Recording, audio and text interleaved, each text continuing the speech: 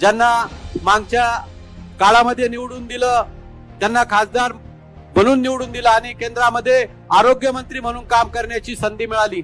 साहेब, हा आदिवासी मतदारसंघ आहे। या आदिवासी मतदारसंघामध्ये आमच्या आदिवासी बांधवांचे, विशेषतः महिलांचे फार मोठे प्रश्न आरोग्याच्या बाबतीमध्ये।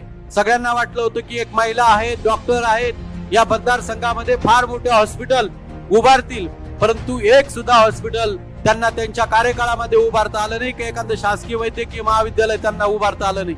आहे ती यंत्रणा, उपजिल्हा रुग्णालय आहेत, ग्रामीण रुग्णालय आहेत, प्राथमिक आरोग्य केंद्र आहेत। या ठिकाणची जर अवस्था बघितली तर त्या ठिकाणी पुरेसे डॉक्टर नाही, तिथे पुरेसा औषध साठा नाही, अँब्युलन्स सारखे सुविधा नाही आणि त्यामुळे एखादा सर्पदंश झालेला जर रुग्ण वणीला आला किंवा कळवणला आला किंवा दिंडोरीच्या रुग्णालयामध्ये आला तर त्याला उपचार न होता त्याला नाशिकला जावं लागतं आणि नाशिकला जाता जाता त्याचा मृत्यू होतो। अशा अनेक केसेस या सर्पदंशाच्या बाबतीमध्ये किंवा बाळंतीण स्त्रियांच्या बाबतीमध्ये झालेल्या आहे।